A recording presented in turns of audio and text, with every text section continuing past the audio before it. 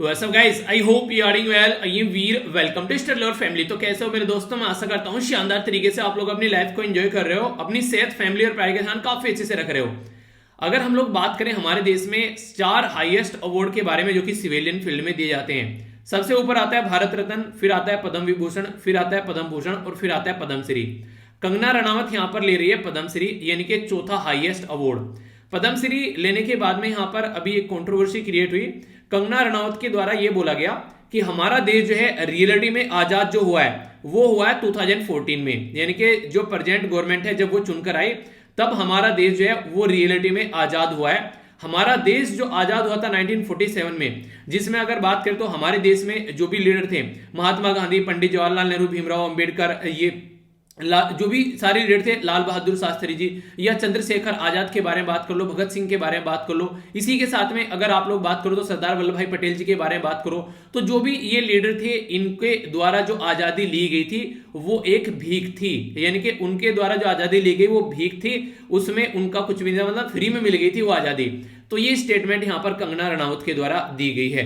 तो ये जो स्टेटमेंट सुनने के बाद में मतलब अजीब सी फीलिंग आई यार अंदर से, मतलब कि एक तरीके से एक ऐसी पोजीशन पर आप लोग हो, इतने सारे लोग जो हैं उनको आप लोग इन्फ्लुएंस करते हैं और इसके बाद में ऐसी स्टेटमेंट आप लोग देते हैं वो भी पब्लिकली। तो इसमें आप लोगों का क्या रिएक्शन है? अगर मैं आप लोगों से पूछूं इसके बारे में, गाली गलोच न लिखते हुए एक सभ्य कमेंट अगर आप लोग देंगे, मतलब सभ्य कमेंट क्रिटिसाइज करो पर लेकिन अपने शब्द जो है उसको एक सभ्य डायरेक्शन में रखते हुए, तो आप लोग क्या बोलोगे इसके बारे में? तो देखता हूं क्या क्या आप लोग की राय इसके बारे में, सही बोला या फिर गलत बोला इस पे बोल सकते हैं। अगर सही बोला तो यस लिखिएगा और अगर गलत बोला तो नो लिखिएगा। इसमें आप लोगों की क्या राय है कि 1947 में जो आजादी मिली हम लोग को वो एक भीख थी, असली आजादी 2014 में हम लोग को मिली। चलिए जो भी आप लोग जो सोचते हैं इसके बारे में जरूर बताएगा। बाकी अब अपना ध्यान रखिए, अच्छे से लाइफ को एंजॉय करते रहिए।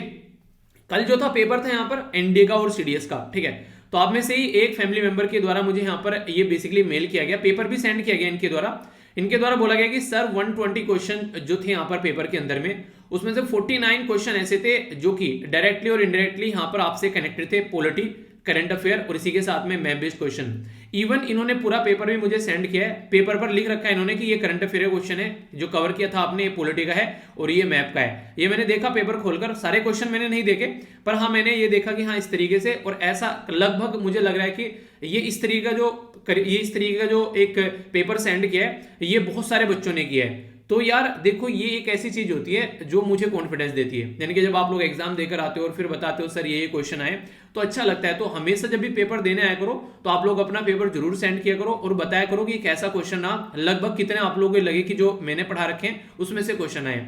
तो इससे क्या होगा, आगे आने वाले टाइम में मैं और अच्छे से उस चीज को एक डिफरेंट तरीके से और कवर करूंगा।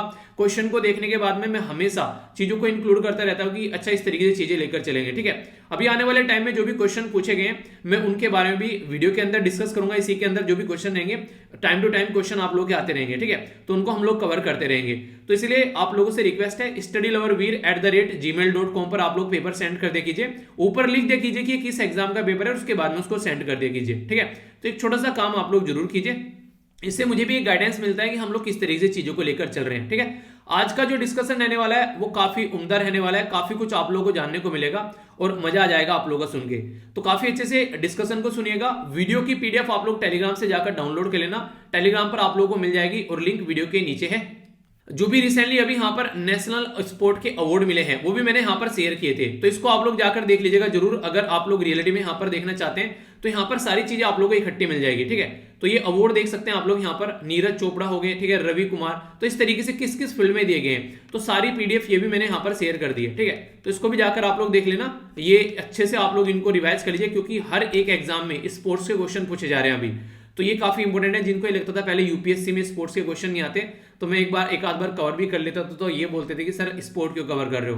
अब तो नहीं रहा ना ऐसा कुछ, अब तो आप लोगों ने देख लिया प्रीलिम्स में, तो इस तरीके से कोई भी सेक्शन छोड़ के आप लोगों को नहीं जाना है, ठीक है। अब बात करते हैं आर्टिकल्स के बारे में। बहुत प्यारे, बहुत उम्दा आर्टिकल है, बहुत सारा आप लोगों को चीजें डिफरेंट तरीके से जानने को मिलेगी, ठीक है।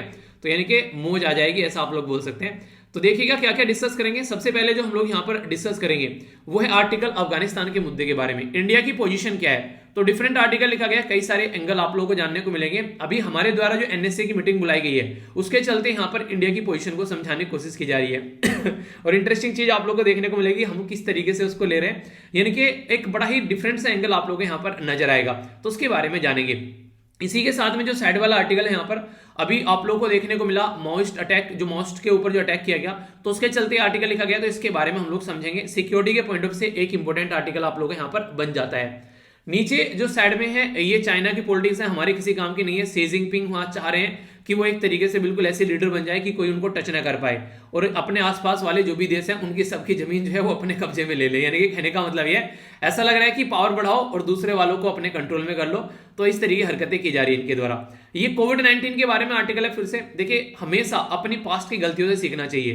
पहले फर्स्ट वेव आई, फिर सेकंड वेव आई, कि आगे चलकर थर्ड वेव ना आ जाए, तो इसके चलते हम लोगों को सतर्क रहना चाहिए। जिन लोगों ने टीका नहीं लगाया उन लोगों तक टीका पहुंचाना चाहिए। सही तरीके से जो भी रूल और रेगुलेशन है, अगर यहाँ पर कोविड-19 को रोकना है तो उसको इंप्लीमेंट करना चाहिए। तो ये सारे मुद्दे आप लोगों को देखने को मिलेंगे, तो उसी के बारे में बात की जा रही है। तो आप लोग अपने आप को सुरक्षित रखिए, अपने परिवार को सुरक्षित रखिए, ये आप लोगों की भी रेस्पॉन्सिबिलिटी बनती है, ठीक है। तो इस तरीके से घर से बाहर से आते हैं तो उसी तरीके से आप लोग अपने आप को सैनिटाइज कीजिए, क्योंकि कोरोना गया नहीं है, कम हुआ है पर लेकिन गया नहीं है। क्योंकि अभी यूरोप के कई सारे देश ऐसे हैं जहां पर फिर से केसेस जो है रिसेंटली अभी बढ़ गए हैं बहुत सारे। तो ये थोड़ी सी आप लोग लापरवाही अगर बरतोगे तो फिर दिक्कतें देखने को मिलेगी। इंपॉर्टेंट आर्टिकल है यहाँ पर, ये कोलोजियम सिस्टम के बारे में बात कर रहा है। कोर्ट में किस तरीके से हम लोग बेसिकली जजों को ट्रांसफर करते हैं, तो उसके बारे पर यहाँ पर ये मुद्दा है। तो समझेंगे इस मुद्दे को भी अच्छे से, कई सारी बातें आप लोगों को जानने को मिलेगी। बहुत इंपॉर्टेंट आर्टिकल है, खासकर एजुकेशन के बारे में बात कर रहे हैं। ऑनलाइन जब आप लोग एजुकेशन लेते हैं तो बच्चों को किस तरीके से गाइड करके चलना चाहिए, वो यहाँ पर बातें की जा रही है, ठीक है। यहाँ पर अभी ये भी गेम से रिलेटेड है, चेस के गेम से रिलेटेड है। तो ये जो डेटा पॉइंट है मैं आप लोगों को टेलीग्राम पर प्रोवाइड करा दूंगा। इसमें देखिएगा कि अभी रिसेंटली ये बताया गया है कि नए ग्रांड जो चेस वाले जो ग्रांड मास्टर चुनकर आए हैं वो कौन है। इनका दो का नाम आप लोग याद रख लेना, एक का नाम है यहाँ पर संकल्प गुप्ता, ठीक है, और दूसरे का नाम है यहाँ पर, इनका नाम है यहाँ पर मिर्तबा, ठीक है, तो गुहा, ठीक है। तो इनके नाम आप लोग याद रख सकते हैं। तो ये दो अभी यहाँ पर ग्रांड मास्टर बने हमारे देश से, 71st और 72nd। अगर बात करें दुनिया में सबसे ज्यादा कहां पर आप लोगों को देखने को मिलेगा, 10 टॉप रैंकिंग प्लेयर तो रशिया में है, फिर यूएसए में है, फिर चाइना में है, इंडिया में चौथे नंबर पर आते हैं। पर लेकिन अगर फिलहाल अगर अभी आप लोग बात करो 2000 के बाद में, अगर 2000 से लेकर 2021 तक का डेटा आप लोग देखोगे, सबसे ज्यादा जो ग्रांड मास्टर निकल कर आए वो है इंडिया से निकलकर, यानी कि टोटल आप लोगों को देखने को मिलेगा 10 ग्रांड मास्टर निकल कर आगे। तो इस तरीके से आप लोग समझ सकते हैं हमारी कंट्री में गेम का क्रेज जो है वो बढ़ रहा है, ठीक है। तो इसलिए पूरा डेटा पॉइंट में प्रोवाइड करा दूंगा, इनको थोड़ा सा आप लोग रख लिया कीजिए, क्वेश्चन आए तो कंफ्यूजन नहीं होना चाहिए, ठीक है। ये बेसिकली पॉलिटिक्स बता रहे हैं यहाँ पर आंध्र प्रदेश की, ये हमारे काम की नहीं है, तो इसके बारे में हम लोग कुछ नजर नहीं डालेंगे। आप लोगों को एक इंटरेस्टिंग चीज बताऊं, अभी हुआ क्या। देखिए, एक होता है इंसान को डायरेक्टली मारना, एक होता है इंसान को इनडायरेक्टली मारना। आप लोगों को पता है कि आज की डेट में अगर बात करें, पाकिस्तान जो है वो हमेशा अफगानिस्तान को यहाँ पर एक तरीके से ऐसे देखता है कि वो एक कठपुतली है। क्यों? क्योंकि वहां पर तालिबान जो है अब वो पावर में आ चुका है। तो तालिबान जैसे ही पाकिस्तान के अंदर पावर में आया तो यहाँ पर इन्होंने काम करना स्टार्ट कर दिया पाकिस्तान ने अपना। इनको ये लग रहा था कि एक तोता मिल गया और उस तोते को जिस हिसाब से चाहोगे वो तोता उस हिसाब से चलेगा। तो इसके चलते इन्होंने कई सारे रायते फैलाने स्टार्ट कर दिए। जो इंपॉर्टेंट रायता है अभी जो कि इंडिया के द्वारा समेटने की कोशिश की गई है, और काफी एक शानदार मूव बोल सकते हैं। कहते हैं आप लोगों को कोई बोले कि समझदारी से कैसे स्टेप उठाना है, तो ऐसे उठाना है। अगर हम लोग आज की डेट में कुछ भी सामान लेकर जाते हैं, यहां से होते हुए हम लोग जाते हैं कहां पर, ईरान में जाते हैं, और ईरान से होते हुए हम लोग जाते हैं अफगानिस्तान के अंदर। अभी जो नेशनल सिक्योरिटी एडवाइजर के द्वारा जो अजीत डोभाल साहब है उनके द्वारा एक मीटिंग ली गई, उसमें काफी शानदार काम ये किया गया। बेसिकली ये बोला गया कि हम लोग अफगानिस्तान के अंदर जो भुखमरी है ना आज की डेट में, अफगानिस्तान के अंदर जो दिक्कतें देखने को मिल रही हैं, उसको हम लोग गेहूं भेजना चाहते हैं, उसको हम लोग सामान भेजना चाहते हैं। पर दिक्कत पता है क्या आ रही है, वो सामान भेजने के लिए हमको बहुत दूर से होते हुए जाना पड़ता है, यानी कि ये अरेबियन सी से होते हुए हम लोग जाते हैं ईरान और फिर भेजते हैं। तो काफी टाइम भी लगता है, खर्चा भी ज्यादा जाता है। हम चाहते हैं कि पाकिस्तान से होते हुए हम लोग यहाँ पर सामान भेज दें, तो हमारे द्वारा ये बात बोली गई, ठीक है। यानी कि हम लोग तालिबान की हेल्प करना चाहते हैं। तालिबान बोला यार बड़ी बढ़िया बात है, इंडिया तो हमारी हेल्प कर रहा है। तो इसके चलते यहाँ पर जो तालिबान है उसने पाकिस्तान को बोला कि देख यार मुझे खाना चाहिए, पीना चाहिए, तो मुझे सामान चाहिए, तो क्यों ना इंडिया का ये जो चीज है ये आप लोग आने दो, ठीक है। तो तालिबान की इस बात के ऊपर पाकिस्तान बोल रहा है हम लोग इसके बारे में सोचेंगे। आप लोगों को पता है, अभी मैंने आप लोगों से एक आर्टिकल डिस्कस किया था कुछ दिनों पहले, उसमें क्या था कि श्रीनगर से जो शारजहां तक यहाँ पर यूएई के अंदर एक फ्लाइट जानी थी, तो पाकिस्तान ने मना कर दिया था इवन एयर स्पेस देने से भी। पर लेकिन अब यहाँ पर अगर गेहूं वगैरह लेकर जाने हैं पाकिस्तान से होते हुए अफगानिस्तान के अंदर में, तो पाकिस्तान उस मुद्दे के ऊपर सोचने के लिए तैयार है। तो इसको कहते हैं दिमाग से काम लेना, ठीक है। अब यहां पर बोलो कि ये पाकिस्तान अगर ये बोल देता कि नहीं हम यहां पर गेहूं नहीं आने देंगे इंडिया से तुम्हारे पास में, तो तालिबान बोलता तो हमारा भला चाहता ही नहीं है, ठीक है। तो उन्हें कि एक तरीके से सांप को दूध पिलाए तो काटेगा, तो इतने दिनों से तालिबान को पाला था, तो पाकिस्तान को लगा पता चला ये हमारे ही अपोजिट में हो जाए, तो अब यहां पर पाकिस्तान जो है इसको सोचने के लिए मजबूर है। तो इसको कहते हैं साम दाम दंड भेद लगाना। अब यहां पर ये मना नहीं कर सकता कि हाँ नहीं इधर से नहीं जाना है। इंडिया बोल रहा है यार देखो हमारा तो मन है तुमको गेहूं देने का, लेकिन पाकिस्तान तुमको गेहूं नहीं देने दे रहा है। तो यहां पर तालिबान ने जैसे बोला तो पाकिस्तान बोला भाई साहब देखते हैं, ठीक है, वरना पता चला तालिबान जो है पाकिस्तान के ऊपर ही लड़ा पड़ा है, ठीक है। तो सारी कंडीशन आप लोगों को देखने को मिलती है, तो इसको कहते हैं डिप्लोमेसी। इंडियन जो डिप्लोमेट है ना वो भाई साहब मतलब इन चीजों में तो माहिर है बिल्कुल, ठीक है। जहां पर भी कोई ऐसी कंडीशन आती है वो बड़े ही स्मार्ट तरीके से ऐसी कोई सिचुएशन होती है तो उसको निकाल कर ले जाते हैं। तो अफगानिस्तान के अंदर अब यहां पर जो सामान पहुंचेगा इंडिया की साइड से वो हो सकता है पाकिस्तान के थ्रू यहां पर देखने को मिले। हमारी कंट्री के द्वारा ये जो बैठक बुलाई गई इसमें चाइना ने साफ साफ मना कर दिया, बोला हमारे पास टाइम नहीं है, हम अभी पड़ोसी देश की जमीन छीनने पर लगे हुए हैं, तो हमारे पास में टाइम नहीं है, जब पड़ोसी देशों की जमीन छीन लेंगे तो हम लोग ऐसी मीटिंग अटेंड करना स्टार्ट करेंगे। जो पाकिस्तान है वो बोल रहा है कि हम तो भाई साहब टेररिस्ट को ट्रेन कर रहे हैं, हमारे पास भी टाइम नहीं है, तो हम भी यहां पर नहीं आएंगे। यानी कि इंडिया के अंदर जो भी मीटिंग हुई उसमें पाकिस्तान और चाइना ने आने से मना कर दिया। तो उसके चलते यहां पर इंडिया ने कहा कोई नहीं, तुम नहीं आओगे तो क्या तारा सिंह पाकिस्तान नहीं जाएगा। तो वही सनी देओल का डायलॉग, कागज के टुकड़े पर साइन नहीं होगा तो क्या तारा सिंह पाकिस्तान नहीं जाएगा। तो वही बात है, अगर तुम नहीं होगे तो क्या अफगानिस्तान के अंदर हम लोग सिक्योरिटी नहीं ला पाएंगे, क्या हम लोग उसके ऊपर मीटिंग नहीं करेंगे। तो इंडिया ने भी अपनी मीटिंग बुलाई, तो इंडिया के सारे लंगोटिया यार वहां पर आ गए, जैसे रसिया हो गया, ईरान हो गया, Kazakhstan, Kyrgyzstan, Tajikistan, Turkmenistan, Uzbekistan, सारे आकर वहां पर खड़े हो गए। तो मोदी जी ने बोला चलो भाई हम लोग स्टार्ट करते हैं, अगर वो नहीं आएंगे तो इससे मतलब थोड़ा ना कि हमारी शादी नहीं होगी, शादी तो हम लोग जरूर करेंगे। तो हम लोगों ने काम स्टार्ट किया, तो चाइना ने इसे मना किया, मैंने अभी आप लोगों को बताया। तो इंडिया जो है वो लेजिटिमेट कंसर्न लेकर जा रहा है। इंडिया साफ साफ बोला है कि यार देखो आज के डेट में पाकिस्तान के अंदर जो भी सिचुएशन है, ठीक है, उसका इंपैक्ट जो है अफगानिस्तान के ऊपर न पड़े। एक तो ये बात बोली जा रही है कि अफगानिस्तान जो है वहां पर एक डेमोक्रेटिकली इलेक्टेड गवर्नमेंट होनी चाहिए जो जनता के हिसाब से चले। देखिए यहाँ पर कई सारी बातें यहाँ पर बोली गई, वो बातें क्या है, इसको नॉर्मली दिल्ली डिक्लेरेशन बोला गया। दिल्ली डिक्लेरेशन क्योंकि दिल्ली में हुई है नेशनल सिक्योरिटी एडवाइजर की जो मीटिंग है, तो इसमें क्या क्या बातें बोलेगी इंडिया के द्वारा, मतलब सबके द्वारा मिलकर बोला गया कि पाकिस्तान की जो जमीन है ना वहां पर कोई टेररिज्म नहीं पनपना चाहिए। यानी कि इनडायरेक्ट वे में ये बोला है कि पाकिस्तान मतलब अफगानिस्तान की जो जमीन है वहां पर कोई टेररिज्म नहीं पनपना चाहिए। इनडायरेक्ट वे में ये बोलता है कि तालिबान को भाई साहब पाकिस्तान से डिस्टेंस बना के रखना, वरना तुम्हारी भी बेइज्जती हो जाएगी।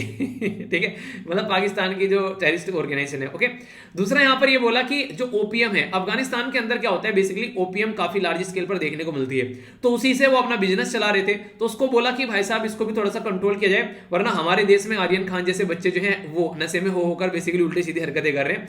तो ये भी एक काफी बड़ा मुद्दा यहां पर निकल कर आया, तो जिसकी वजह से देश में दिक्कतें देखने को मिली। तीसरा जो इंपॉर्टेंट मुद्दा था यहां पर ये देखने को मिला कि जो माइनॉरिटी है वहां पर या फिर जो जेंडर इश्यूज है वहां पर क्या किया गया, लड़का और लड़की को अलग अलग बोला गया क्लास में बैठने के लिए।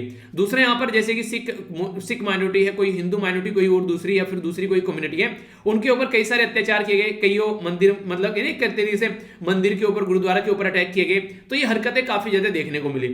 इसी के साथ में इंडिया के द्वारा और सब कंट्री के द्वारा बोला गया पाकिस्तान के अंदर वो अफगानिस्तान के अंदर एक ऐसी गवर्नमेंट होना चाहिए जो अफगानिस्तान के लोगों के द्वारा चुनी जाए, सोसाइटी के सारे लोग मिलकर वहां पर पार्टिसिपेट करें, और यहां पर जो एडमिनिस्ट्रेटिव और पॉलिटिकल स्ट्रक्चर है वो यहां पर बेसिकली ऐसी होनी चाहिए जो इंक्लूसिव हो, यानी कि सबको साथ में लेकर चले।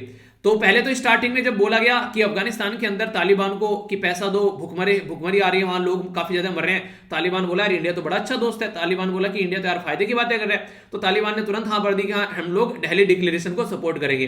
पर लेकिन जैसे ही आगे आगे बातें बढ़ी तो तालिबान को लगा अरे यार ये क्या कर रहे हैं, ये तो बिल्कुल तालिबान मतलब अफगानिस्तान को इंडिया बनाने की कोशिश कर रहे हैं, मतलब यहाँ पर सारी चीजें वही चाहते हैं जो इंडिया के अंदर है कि यहाँ पर टेररिज्म नहीं होना चाहिए, ठीक है, ओपीएम की खेती खत्म कर दो यहाँ से, इसी के साथ में माइनॉरिटी को भी राइट दो।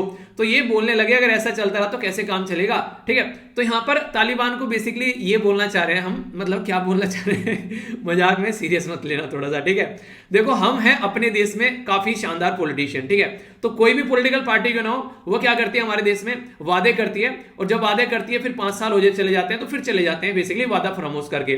तो इंडिया भी यही बोल रहा है अफगानिस्तान को कि कौन बोल रहा है तुमको ये करने के लिए, वादा कर दो, जब तुमको पैसा मिल जाएगा सारा काम हो जाएगा, फिर तुम बेसिकली रहने देना, कोई बात नहीं, फिर अपने हिसाब से काम कर लेना, यानी कि हमसे टैक्टिक सीख लो, ठीक है।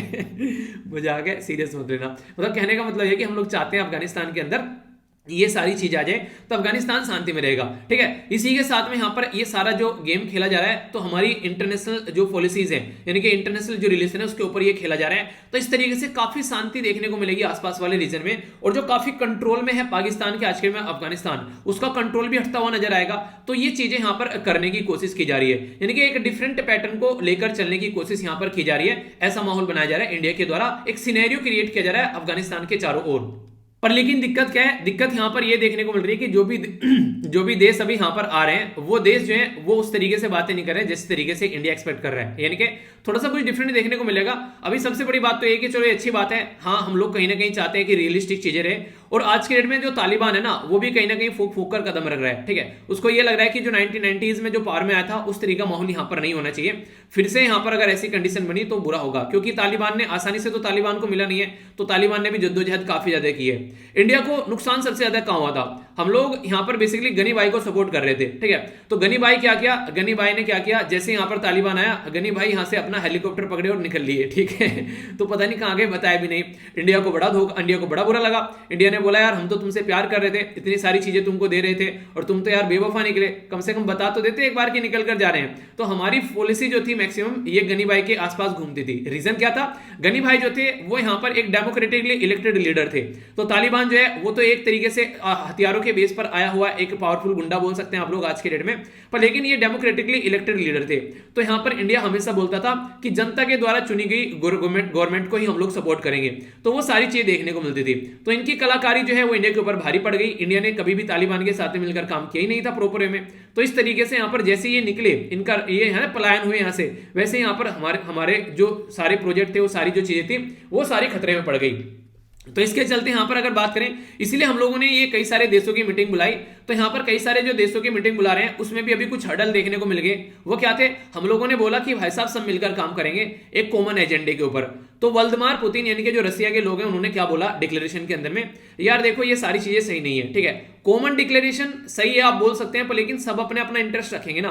मान लीजिए किसी को अफगानिस्तान में से सोना चाहिए, किसी को अफगानिस्तान में से अफीम चाहिए, किसी को अफगानिस्तान में से मतलब वहां से गुंडे चाहिए, टेररिस्ट चाहिए, तो सब अपने अपने काम की चीजें निकाल कर ले जाएंगे।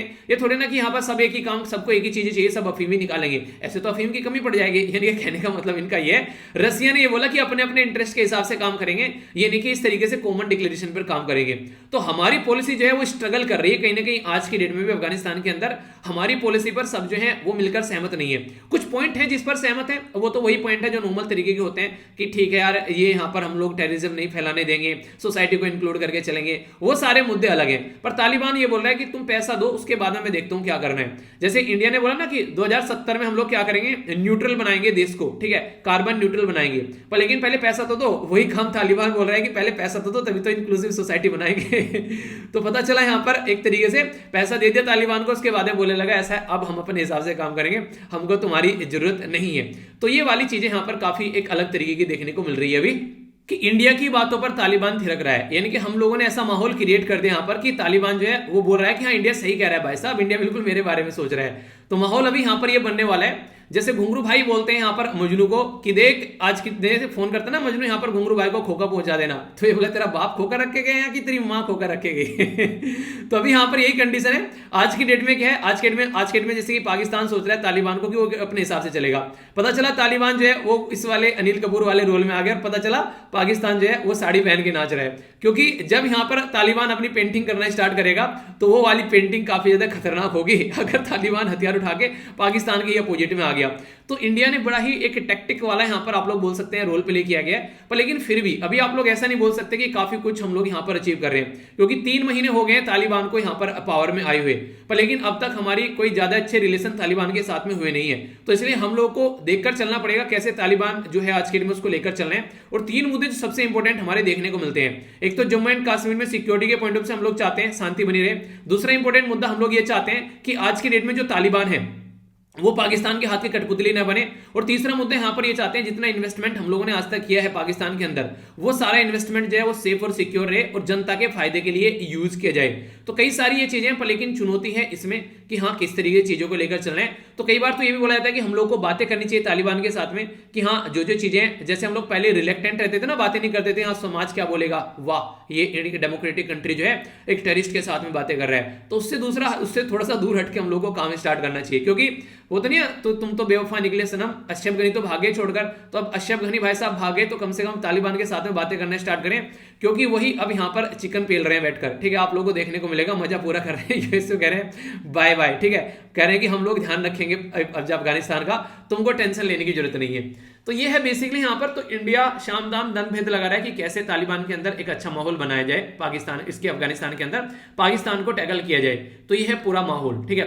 तो ये क्या है, अफगानिस्तान कंट्री है, यहाँ पर अफगानी इसकी बेसिकली करेंसी होगी, और काबुल यहाँ पर इसकी कैपिटल होगी, ठीक है। हमारी कंट्री में जो लद्दाख वाला रीजन है वो टच करता है, याद रखना जम्मू एंड कश्मीर वाला रीजन नहीं टच करता है। तो एग्जाम में क्वेश्चन पूछा जाए तो कंफ्यूजन आना आप लोगों को नहीं है, ठीक है। और चाइना का भी पोर्शन आप लोगों को यहाँ पर टच करता हुआ नजर आएगा, जो जिंगजियान वाला रीजन है जहां पर काफी अत्याचार चाइना के द्वारा किए जा रहे हैं, ठीक है। तो वो वाली चीज देखने को मिलेगी। देखिए चाइना भी ना आज के डेट में कहीं ना कहीं थोड़ा थोड़ा तो चाइना भी डरने लगा है, ठीक है। चाइना जो स्टेप उठाता है आज के डेट में, AU KUS आ गया, मालाबार एक्सरसाइज आ गई, इसी के साथ में जापान के साथ में मिलकर हम लोग काम कर रहे हैं, क्वाड ग्रुप हम लोगों ने बना दिया।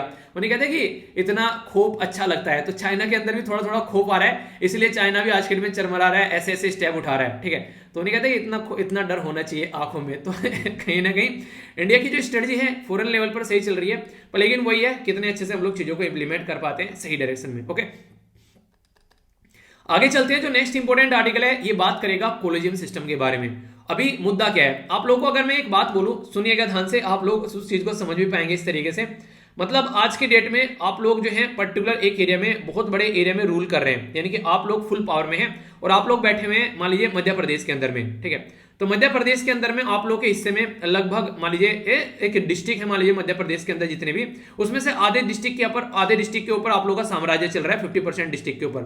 पर लेकिन कोई बोले कि आप लोगों को यहाँ पर एक के तरीके से यहाँ से हटाना है आप लोगों को, और मध्य प्रदेश से हटा के गोवा के अंदर लेकर जाना है, ठीक है। तो अगर यहाँ पर 50% डिस्ट्रिक्ट माने तो कितने होंगे, यहाँ पर वो 50% डिस्ट्रिक्ट माने 3 है ओनली, ठीक है।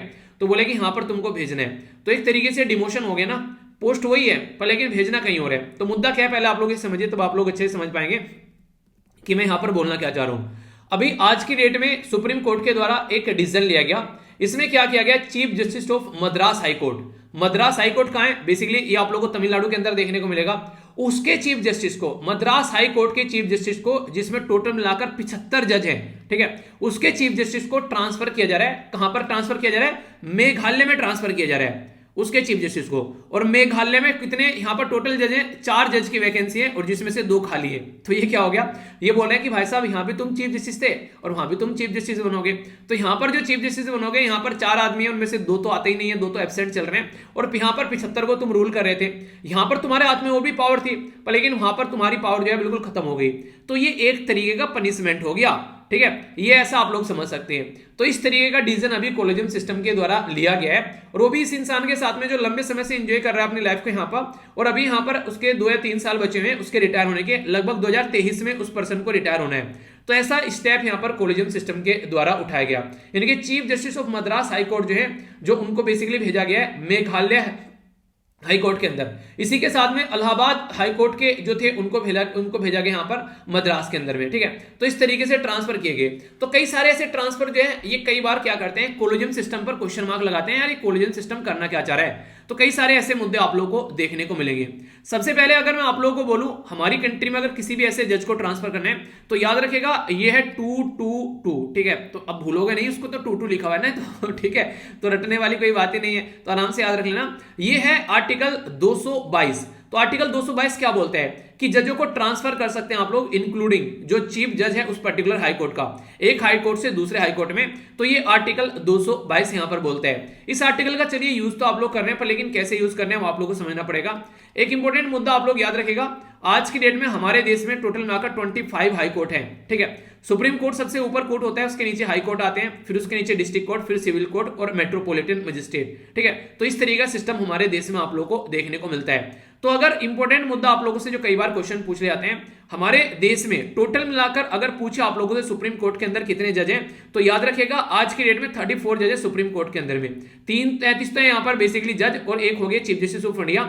स्टार्टिंग में ओरिजिनली कोई पूछ ले कितने थे, तो 8 जज थे 1950 में। फिर यहाँ पर संख्या जो है वो बढ़नी स्टार्ट हो गई, क्योंकि जैसे जैसे यहाँ पर रिक्वायरमेंट बढ़ी, पॉपुलेशन बढ़ी, उसी तरीके से यहाँ पर संख्या भी बढ़ना स्टार्ट हो चुकी है। स्टार्टिंग में 7 थे यहाँ पर, और फिर 7 जज और एक चीफ जस्टिस ऑफ इंडिया। तो यहाँ पर ये चीजें बढ़नी स्टार्ट हो गई।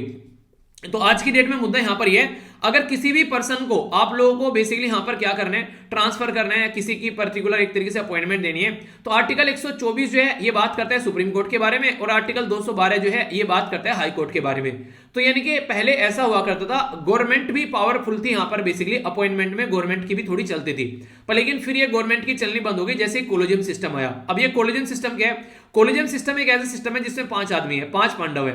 5 पांडव में से जो 4 लोग हैं वो तो हैं नॉर्मल जज, और एक है चीफ जस्टिस ऑफ इंडिया। ये मिलकर डिसाइड करते हैं कि किसी भी पर्टिकुलर पर्सन को कहीं ट्रांसफर करना है, किसी पर्टिकुलर पर्सन का अपॉइंटमेंट करना है, तो ये यहां पर डिसीजन लेते हैं, और वही डिसीजन जो होता है वो इंप्लीमेंट किया जाता है। यही कोलिजियम सिस्टम जो है एक काफी बड़ा रोल प्ले करता है, खासकर अगर बात करें प्रेसिडेंट को एडवाइस देने में। प्रेसिडेंट जो बोलते हैं, सुप्रीम कोर्ट के जो जज हैं, इनको कोलिजियम सिस्टम को बोल जाकर कि आई लव यू, ये बोलता है ये क्या बोल दिया, ये बोलता है आई लव यू का मतलब है कि कुछ अच्छी सी एडवाइस दो, ठीक है यानी कि 143, तो ये बोलते हैं कोलिजियम सिस्टम ठीक है। तो संविधान के मैटर पर कोई भी ऐसा डिसीजन अगर लिया जाता है तो यहाँ पर प्रेसिडेंट जो है वो यहाँ पर जाकर एडवाइस लेते हैं, तो कोलिजियम सिस्टम यहाँ पर एडवाइस देता है। 1981 में अगर बात करें तो ऐसा कोई ढंग का सिस्टम था नहीं यहाँ पर लेकिन जब से यहाँ पर सेकंड जज केस आया 1993 में, वहां से कोलिजियम सिस्टम इंट्रोड्यूस किया गया था 3 मेंबर का। 2 जज थे और एक थे चीफ जस्टिस ऑफ इंडिया, ये मिलकर यहां पर डिसीजन ले रहे थे। पर लेकिन अब ये 5 का हो गया, क्यों? क्योंकि इनको लगा कि पता चला यार, यहां पर जज ने, पता चला चीफ जस्टिस ऑफ इंडिया, उसने एक इंसान को पटा लिया कि देख मेरे हिसाब से चलेगा तो जो भी माल आएगा, माल पानी आएगा, आधा आधा कर लेंगे, ठीक है। तो फिर लगा कि 4 आदमी होंगे तो फिर इनको क्या करना पड़ेगा, और ज्यादा लोगों को पटाना पड़ेगा, यानी कि कम से कम 2 लोगों को और पटाना पड़ेगा। तो इसके चलते अब लगा कि ज्यादा प्रोडक्टिव रहेगा, एक को पटाना आसान है, 2-3 को पटाना मुश्किल है। तो यहां पर ये फंडा बेसिकली देखने को मिला। तो इसके चलते यहां पर जो सारा आज के डेट में डिसीजन लिया जाता है वो कैसे लिया जाता है, कोई भी डिसीजन लिया गया कि इस इंसान को ए पर्सन है उसको अपॉइंट करना है किसी हाई कोर्ट के अंदर में, या फिर उसका ट्रांसफर करना है, तो कोलिजियम सिस्टम यहां पर जो 5 जज हैं, 5 पांडव हैं, वो बैठकर मिलते हैं और वो डिसाइड करते हैं कि इस इंसान को कहां ट्रांसफर करना है और इसके लिए क्या डिसीजन लेना है। वो जो डिसीजन होता है यहां पर, जो ऐसा कोई भी डिसीजन लिया जाता है तो गवर्नमेंट के पास में पहुंचता है। गवर्नमेंट में जो हमारी कंट्री में आईबी जो है, ठीक है, इंटेलिजेंस ब्यूरो जो है, वो ये देखती है कि जिस इंसान को ये अपॉइंटमेंट देने जा रहे हैं इसका बैकग्राउंड कैसा है। ऐसा तो नहीं है घपले करके रहा है, कुछ उल्टे सीधे यहां पर इसके ऊपर केस चल रहे हैं, मतलब उसका चरित्र चेक करते हैं वो जाकर, और उसके बाद में फिर बोलते हैं कि अच्छा ठीक है ये इंसान सही है, इसको अपॉइंट कर देना चाहिए, तो वहां से परमिशन मिल जाती है। तो ये प्रोसीजर आप लोगों को देखने को मिलेगा। तो इस तरीके से हमारे देश में जो है वो अपॉइंटमेंट होती है। तो कोई भी अगर आज के डेट में किसी पोजीशन पर बैठा है तो उसको ढंग से चेक किया जाता है, तब जाकर उस पोजीशन की उसके लिए अप्रूवल यहां पर दिया जाता है। पर लेकिन जब कोई ऐसा डिसीजन आता है जिसमें लगता है यार ये तो कुछ अलग ही हो गया, तो वहां पर फिर सोचने के लिए चीजें मजबूर हो जाती है। हाई कोर्ट के बारे में अगर बात करें, हाईएस्ट जुडिशियल कोर्ट आप लोगों को देखने को मिलेगा इस स्टेट के अंदर में। 25 हाई कोर्ट है आज के डेट में अलग अलग राज्य के अंदर में। तो आर्टिकल 214 से लेकर आर्टिकल 231 तक जो इंडियन कॉन्स्टिट्यूशन के हिसाब से बात करें तो हाई कोर्ट के बारे में प्रोविजन है। आर्टिकल 217 क्या करता है कि कैसे अपॉइंटमेंट करनी है जजेस की, ये बोलते हैं। आर्टिकल 141 क्या बोलते हैं, इंडियन कोर्ट जो है वो बेसिकली जजमेंट सुप्रीम कोर्ट के द्वारा अगर पास कर दिया गया कोई, तो वो जजमेंट जो है सारे हाई कोर्ट को मानना पड़ेगा। यानी कि सुप्रीम कोर्ट जो है वो सारे हाई कोर्ट के पापा हैं, पापा ने बोल दिया तो बच्चों को करना पड़ेगा, ये बात यहां पर बोलने की कोशिश की जा रही है। तो यहां पर सुप्रीम कोर्ट जो भी आज के में जो डिसीजन ले रहा है, क्या वो डिसीजन यहां पर सही है? इस तरीके से तो पनिशमेंट देने वाली बात होगी, तुम यार इतनी अच्छी जगह से मुझे ऐसी जगह भेज रहे हो। तो ट्रांसफर जो होना चाहिए वो बोला क्या गया यहां पर, बेसिकली इनके द्वारा बिल्कुल वही काम किया गया जो पुराने टाइम पर अंग्रेजों के द्वारा किया जाता था। अंग्रेजों के द्वारा क्या किया गया, 1905 में क्या किया गया, बेसिकली बंगाल का विभाजन कर दिया। बंगाल का विभाजन करते उन्होंने क्या बोला कि एडमिनिस्ट्रेटिव इंटरेस्ट के लिए हम लोग ये काम कर रहे हैं, यानी कि एडमिनिस्ट्रेशन को सुधारना चाहते हैं। सीधा सीधा बोलो ना, हिंदू मुस्लिम की यूनिटी को बेसिकली डिस्ट्रॉय करना चाहते हो। ऐसे ही यहां पर अभी जो डिसीजन लिया गया कोलिजियम सिस्टम के द्वारा, उन्होंने बोला कि हम लोग चाहते हैं कि एक तरीके से बेटर एडमिनिस्ट्रेशन हो जस्टिस सिस्टम का, इसलिए हम लोग इनको ट्रांसफर कर रहे हैं। तो यहां पर जो राइटर हैं वो थोड़े से खुश नहीं है इस चीज से। वो कह रहे हैं कि यार आनंद फानन में ऐसे डिसीजन लेना जिसका कोई तुक नहीं बनता है, ये कहीं ना कहीं जस्टिस सिस्टम का जो यहां पर आप लोग कोलिजियम सिस्टम है जिसमें आप लोग किसी की सुनते नहीं है, अपनी मनमानी चलाते हैं, उसके ऊपर क्वेश्चन मार्क लगाता है। तो ये बातें यहां पर बोली गई है, यानी कि सुप्रीम कोर्ट जो कि हाईएस्ट कोर्ट ऑफ अपील है हमारे देश के अंदर में, उसको कम से कम ऐसे डिसीजन लेने चाहिए कि वो लोगों को सेटिस्फाई करे, तभी तो फेडरल सिस्टम चल पाएगा, वरना ये तो मनमानी वाली बात होगी। तो ऐसा नहीं होना चाहिए। ये चीजें यहां पर बेसिकली राइटर बोलने की कोशिश कर रहे हैं, यानी कि जो भी डिसीजन लो आप लोग उसके पीछे एक वैलिड रीजन दो और वो चीजें ढंग से इंप्लीमेंट की जाए, उस तरीके से आप लोग को बातें बतानी है। तो ये है बेसिकली आर्टिकल जिसमें ये बातें बताई गई हैं। आप लोगों की क्या राय है इसके बारे में, आप लोग अपनी राय बताइए, इसको लेकर आप लोग क्या सोचते हैं कि जो भी काम इनके द्वारा किया गया है वो सही है या फिर गलत है। अगर गलत है तो क्यों गलत है, और अगर सही है तो क्यों सही है। तो देखिए दिमाग लगाया करो थोड़ा सा अगर लिखोगे ना इन चीजों को आप लोग, तो काफी सारी चीजें आप लोग के माइंड में आती हैं, फिर एग्जाम में आप लोग जब लिख पाते हो ना तो वो सारी चीजें आप लोग फिर जान भी पाते हो। ठीक है, तो चीजों को समझो और उसके बाद में चीजों को आगे लेके चलो। ओके, आगे चलते हैं। ये आर्टिकल काफी इंपॉर्टेंट है, अगर आप लोग पेरेंट्स हैं, अगर आप लोग टीचर हैं, या फिर अगर आप लोग स्टूडेंट हैं, तो ये सबके लिए इंपॉर्टेंट आर्टिकल हो जाता है। आज की डेट में ऑनलाइन एजुकेशन जो है वो काफी इंपॉर्टेंट हो चुकी है, खासकर जब से कोविड-19 आया। पर इसी के साथ में ऑनलाइन एजुकेशन के साथ में साइबर जो बुलिंग है वो भी काफी इंपॉर्टेंट एक मुद्दा बन चुके हैं, यानी कि ऑनलाइन धमकाना। साइबर बुलिंग का मतलब क्या होता है, इलेक्ट्रॉनिकली ऐसे कम्युनिकेट करना, किसी को गलत मैसेज सेंड करना। ठीक है, इंटीमेटिंग यानी कि नंगी कोई तस्वीरें या फिर कोई उल्टे सीधे सेक्सुअल एक पोस्टर सेंड करना किसी को, थ्रेट देना किसी को, तो ये सारे साइबर बुलिंग के अंदर में आते हैं। तो आज की डेट में ये काफी ज्यादा देखने को मिल रहा है। तो खासकर वो बच्चे जो ऑनलाइन स्टडी कर रहे हैं उनको थोड़ा सा इन चीजों के लिए एक सतर्क करने की कोशिश की जा रही है। तो इसी के चलते एक इंपॉर्टेंट डे अभी सेलिब्रेट करने की बात की गई। ये यहां से आप लोगों के लिए इंपॉर्टेंट क्वेश्चन बन सकता है। पहली बार यहां पर जो नवंबर का जो थर्सडे है उसको रिकॉग्नाइज किया गया यूनेस्को के द्वारा कि हम लोग क्या करेंगे, इसको इंटरनेशनल डे अगेंस्ट वायलेंस, इसी के साथ में यहां पर bullying at school including the cyber bullying. तो यानी कि ये एक ऐसा डे बनाया गया जो कि थर्सडे यानी कि फर्स्ट थर्सडे आप लोगों को देखने को मिलेगा नवंबर का। ठीक है, अब की बार फर्स्ट थर्सडे कौन से दिन था नवंबर का बताइए। ठीक है, जाकर चेक कीजिएगा कैलेंडर का। तो उसमें ये डे सेलिब्रेट करने की बात की जा रही है। ऐसा क्यों करते हैं, ऐसा इसलिए करते हैं ताकि अवेयरनेस फैलाई जा सके, स्टूडेंट को भी पता चले कि यार ऐसी गलती होती है, पेरेंट्स को भी पता चले यार ऐसा होता है, बच्चों को ध्यान रखना पड़ेगा। और इसी के साथ में जो स्कूल की कम्युनिटी है, टीचर हो गए, स्टाफ हो गए स्कूल, उनको भी पता चले कि हाँ ऐसी कोई हरकतें चल रही हैं, तो इन हरकतों के ऊपर वो अपनी निगरानी रख सके, ऐसी हरकतों को ये होने से रोक सके। तो इसलिए ऐसा माहौल बनाया जा रहा है। वरना क्या दिक्कतें देखने को मिलती है, फिर अगर कोई बच्चा है वो डिप्रेशन का शिकार हो जाता है। आज की डेट में हमारे देश में अगर बात करें 71 मिलियन के करीब जो बच्चे हैं ना आप लोग को देखने को मिलेंगे आज की डेट में। मोटे मोटे तौर पर बोल सकते हैं आप लोग, इसको क्या बोल सकते हैं, मोटे मोटे तौर पर बोल सकते हैं कि लगभग 7 करोड़ के करीब। ठीक है, यहां पर बात करें तो लगभग 5 से लेके जो 11 जो यहां पर 5 से लेके अगर बात करें तो 11 ईयर की जो एक्सेस करते हैं इंटरनेट, वो अलग अलग तरीके से यहां पर इंटरनेट को एक्सेस करते हैं। अलग अलग तरीके से इंटरनेट को एक्सेस करते हैं मतलब यहां पर यह कि इंटरनेट कोई अपने परिवार के कुछ किसी के पास में खुद का फोन है, किसी के पास में मम्मी पापा का फोन यूज करके जो यूज करें। तो बोला यह जा रहा है कि 14% अगर आज के दिन में जो आप लोगों को देखने को मिलेगा कंट्री एक्टिव है इंटरनेट के ऊपर। ठीक है, तो ये आप लोग समझ सकते हैं। तो 14% जो कंट्री की एक्टिव जो इंटरनेट पॉपुलेशन है यहाँ पर ओवर जो यहाँ पर 500 मिलियन, तो ये लोग आप लोग को देखने को मिलेंगे। तो जिनकी एज है 12 से लेकर 29 तक का, तो ये सारे जो बच्चे हैं इनको काफी ज्यादा प्रॉब्लम फेस करनी पड़ती है। यानी कि अगर बात करें आज की डेट में इनके द्वारा जब एक स्टडी की गई तो वहां पर लगभग 14,000 के करीब जो महिला थी उनको इकट्ठा किया गया और बोला गया यहाँ पर उनके ऊपर स्टडी की गई जिनकी जो एज थी वो 15 से लेकर 25 थी। ये 22 कंट्री से यहाँ पर इनको लिया गया। तो 58% के द्वारा ये बोला गया कि वो किसी न किसी तरीके का हरासमेंट फेस करती हैं अगर ऑनलाइन जाकर बैठती हैं। यानी कि लड़कियों को उल्टे सीधे मैसेज आते हैं। इवन मैं आप लोगों को बताऊं एक इंपॉर्टेंट बात, अभी कई सारी लड़कियां जो है वो मेल कर रही हैं कि सर टेलीग्राम पर आप बोलते तो हो आंसर लिखने के लिए, पर लेकिन टेलीग्राम पर जैसे ही आंसर लिखते हैं तो यहाँ पर कोई ना कोई जो है उल्टा सीधा हमारे जो इनबॉक्स में आकर मैसेज करता है और कंटिन्यूअसली ये चीजें देखने को मिलती रहती हैं। इसका सही तरीका ये सजेशन है, खासकर ये जो भी चाहता है इस तरीके की चीजों से बचे। अपना जो नाम है कोई भी, अगर आप लोगों को टेलीग्राम का ग्रुप बनाना है कोशिश करो कि उसमें अपने पापा का नाम या फिर अपने भाई का नाम रखो, या फिर आप लोग इस तरीके से अपनी चीजें रखो कि पता ही ना चले कि जेंडर क्या है। जेंडर सेंसिटिव मतलब चीजों को न करते हुए आप लोग ये स्टेप उठा सकते हैं। हालांकि देखिए ये एक तरीके से मतलब सलाह देने लायक नहीं है, पर मुझे लगता है कि आप लोग अपनी पढ़ाई पर फोकस कर सको तो अपने भाई के नाम से या फिर अपने पापा के नाम से तो आप लोग उसको अकाउंट को बनाइए। ठीक है, तो उससे क्या होगा, उससे ये होगा कि जो ये घटिया हरकतें करने वाले इंसान है वो कम से कम थोड़ा सा डिस्टेंस बनाकर रखेंगे। और फालतू का कोई आप लोगों के नीचे कमेंट करता है, किसी भी तरीके से कोई बातें करता है, तो उसको बिल्कुल भी रिप्लाई आप लोगों को नहीं करना है। ठीक है, तो ये कोशिश कीजिए आप लोग बेसिकली उसी इंसान का रिप्लाई करना है जो आप लोगों को प्रोडक्टिव लगे। ठीक है, जो बेसिकली पढ़ाई के बारे में बात कर रहे हैं। एक और बात बता दो आप लोगों को, कई सारे ऐसे घटिया प्रवृत्ति के लोग भी हैं, मैं देखता हूं कि लड़कियों के नीचे जा जाकर कमेंट करेंगे देख देख कर, हाँ ये लड़की इसके नीचे कमेंट कर दिया गुड मॉर्निंग गुड आफ्टरनून। लड़कों के नीचे भी करा करो अगर इतनी गुड मॉर्निंग गुड आफ्टरनून करनी है, मतलब वही गुड मॉर्निंग गुड आफ्टरनून करनी है जहां लड़की का कमेंट आ रहा है। ऐसे भी कई देखने को मिलेंगे, पर लेकिन ये वो हमेशा ये वो लोग हैं जो बेसिकली पढ़ाई वाले नहीं होते हैं। ये गंदी नाली के कीड़े, इनको पढ़ना नहीं है फालतू की हरकतें ज्यादा करनी है, ये उस तरीके के लोग आप लोगों को नजर आएंगे। जो रियलिटी में पढ़ने वाला स्टूडेंट है और जो रियलिटी में स्टूडेंट है वो कभी ऐसी हरकतें नहीं करेगा। तो ये ऐसी हरकतें करने के लिए ऑनलाइन मीडियम में ऐसे लोग आते हैं, इनसे आप लोग को अपने आप को सेफ रहना पड़ेगा, ठीक है। तो इसी के चलते बात बोली गई कि यहाँ पर ये सारी चीजें आप लोगों को समझनी पड़ेगी, टीचर को भी, पेरेंट्स को भी, बच्चों को भी, सबको एक तरीके से काम करना पड़ेगा। तो नेगेटिव इंपैक्ट पड़ता है इसका मेंटल हेल्थ पर। बच्चों को कोई ऐसी उल्टी सीधी चीजें भेज दी तो बेचारा डर जाता है, घबरा जाता है कि यार पता नहीं क्या हो गया, तो उसके चलते उनकी एफिशिएंसी डाउन हो जाती है। तो ये बच्चों के ऊपर इस तरीके इंपैक्ट जो पड़ रहा है, सबसे बड़ा जो रोल प्ले करेगा यहाँ पर टीचर। तो टीचर एक काफी क्रिटिकल रोल है, ये बोला गया यहाँ पर। तो टीचर क्रिटिकल रोल प्ले करेगा, तो टीचर को ऑनलाइन सेफ्टी के बारे में बच्चों को बताना चाहिए कि ऐसी हरकतें नहीं करनी है, ठीक है। तो जैसे कई बार मैंने आप लोगों को इसके बारे में आगाह किया है, अगर कोई ऐसी हरकतें देखने को मिले, किसी के साथ में कुछ भी चीजें शेयर नहीं करनी है, बार बार मैं आप लोगों को ये चीजें बताता रहता हूं रिपीटेडली।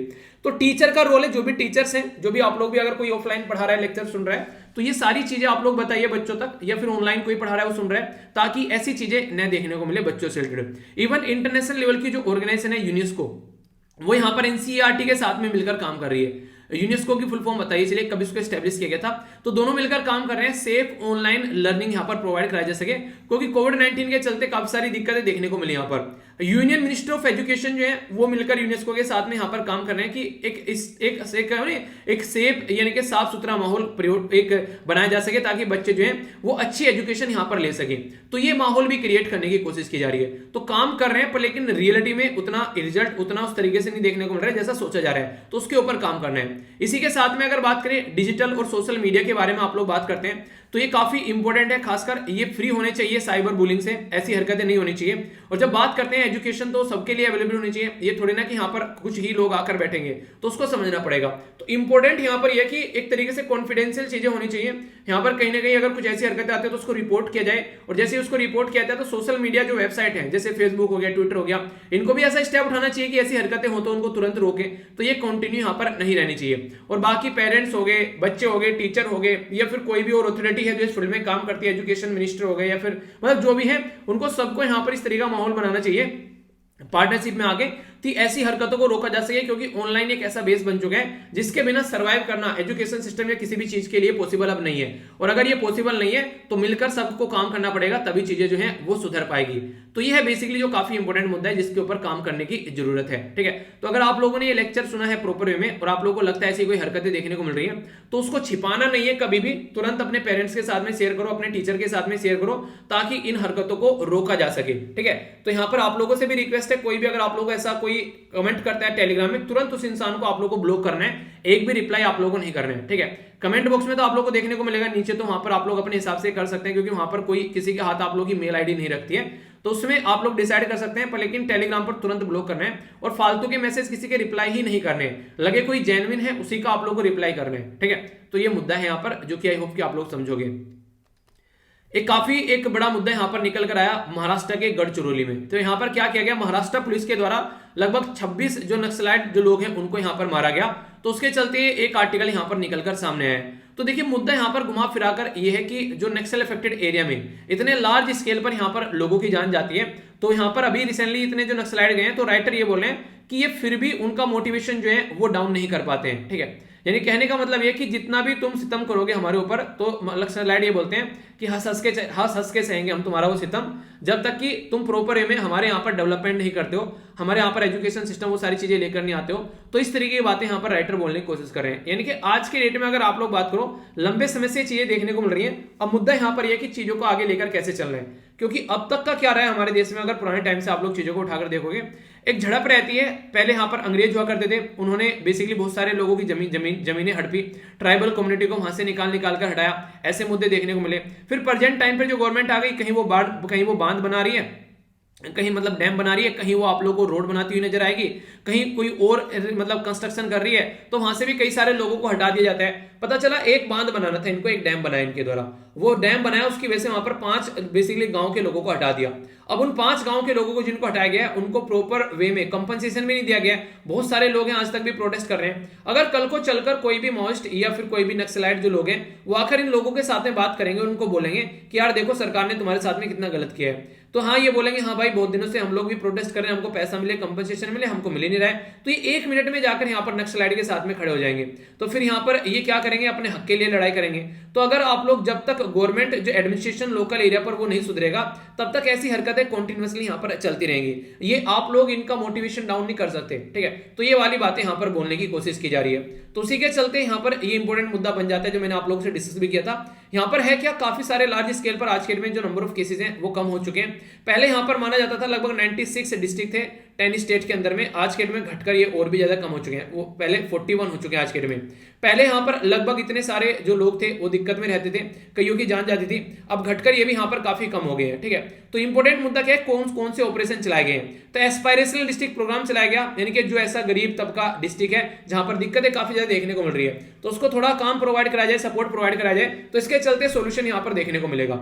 समाधान मैंने आप लोगों को बताया था, तो यहाँ पर स्मार्ट लीडरशिप हो गया, एग्रेसिव स्ट्रेटजी हो गया, इसी के साथ में मोटिवेशन होना चाहिए। कई बार कई सारी जो फोर्सेस हैं हमारी डिमोटिवेट हो जाती है, कई सारे लोगों की जब जान जाती है यहाँ पर, तो ट्रेनिंग हो गया, ठीक है। एक्शनेबल इंटेलिजेंस की तरीके से काम करना है, ऐसे नहीं किसी ने कुछ भी बोला पहुंच गए वहां पर और पता चला जो माओवादी थे वहां पर घात लगाए बैठे थे तो सबकी जान गई। तो इस तरीके से नहीं होना चाहिए। की परफॉर्मेंस इंडिकेटर आप लोगों को चेक करने पड़ेंगे, हाँ क्या क्या किस एरिया में क्या क्या चल रहा है, रिजल्ट एरिया देखो क्या क्या है, वहां पर कैसे काम किया सकता है, टेक्नोलॉजी का ढंग से यूज करो, ये इंपॉर्टेंट मुद्दा है, ठीक है। इसी के साथ में यहाँ पर एक्शन प्लान प्रॉपर लेके चलना है और क्या क्या फाइनेंसिंग रोकनी है यहाँ पर, जो टेररिज्म के जो खासकर कि माओइस्ट को कहीं से पैसा ना मिले, तो ये मुद्दे हैं यहाँ पर जिनके ऊपर काम कर सकते हैं। तो इसको वन स्टॉप सॉल्यूशन बोला गया, तो ऐसे इंप्लीमेंट कर सकते हैं। तो जिन जिन एरिया में दिक्कतें देखने को मिलती है वहां वहां आप लोग चीजों को इंप्लीमेंट कर सकते हैं। और कोशिश तो ये की जाए कि उनको जॉब प्रोवाइड कराया जाए, कुछ उनको रहने सहने खाने पीने की चीजें प्रोवाइड कराई जाए। अगर देखिए कोई इंसान नहीं चाहता है वो अपने घर से छुपता घूमे, इस तरीके से जिंदगी बर्बाद करता घूमे। हर एक इंसान चाहता है शांति की लाइफ रहे, अपनी घर गृहस्थी चलती रहे, उसका परिवार सेफ रहे। अगर ऐसा नहीं मिलता है तब दिक्कतें देखने को मिलती है। तो इंसान हथियार जो है वो कोई भी मजे में नहीं उठाता है, मैक्सिमम लोग जो है वो मजबूरी में हथियार उठाते हैं। तो उनकी मजबूरी का बेसिकली एक तरीके से समाधान होना चाहिए, तो ये चीजें तब सुधरती हुई नजर आएंगी। ऐसे तो वरना अपने ही देश के लोग अपने ही देश के लोगों के साथ में लड़ते रहेंगे और यहाँ पर ये सारी कंडीशन बनी रहेगी। तो इनसे निकलना है तो ये आप लोगों को थोड़ा सा सोचना पड़ेगा। इसके बारे में आप लोगों की क्या राय है, आप लोग अपनी राय बता सकते हैं, क्योंकि सिक्योरिटी का इशू काफी बड़ा बन जाते हैं यहाँ पर ये। तो आप लोग अगर किसी डिस्ट्रिक्ट में जाओगे कल को एडमिनिस्ट्रेशन के तौर पर, तो वहां पर भी ऐसी दिक्कतें देखने को मिल सकती हैं, तो कैसे टैकल करोगे उन चीजों को, तो ये सारी चीजें हैं, ठीक है। तो इसके बारे में आप लोग देखिए। आइए अब आगे चलेंगे, यहाँ पर बेसिकली न्यूज एनालिसिस वाला पोर्शन यहाँ पर देखेंगे। न्यूज एनालिसिस में कई सारी फैक्चुअल इन्फॉर्मेशन रहती है जिनसे डायरेक्ट क्वेश्चन आप लोग के एग्जाम में बन जाते हैं। तो इन चीजों को थोड़ा ध्यान से सुना कीजिए, क्योंकि कई बार जब क्वेश्चन बनते हैं तो फिर आप लोग बोलते हो क्वेश्चन कहां से आ गया। ये फैक्चुअल इन्फॉर्मेशन अभी आप लोग को देखने को मिलेगी। यहाँ पर ये काफी इंपॉर्टेंट है। आप लोगों ने देखा होगा सीबीआई को कई बार तोता बोला जाता है। तोता मतलब यानी कि तोता है बेसिकली गवर्नमेंट का, जिधर गवर्नमेंट चाहती है उधर ही चलती है, ऐसी बातें कई बार देखने को मिलती है। तो उसी को अभी इंप्रूव करने की बात की जा रही है कि किस तरीके से इंप्रूव करना है। तो कैसे होगा इंप्रूवमेंट, अगर मान लीजिए सीबीआई को हम लोग एक फिक्स टेन्योर दे दें तो वहां से सही चीजें होती हुई नजर आएंगी।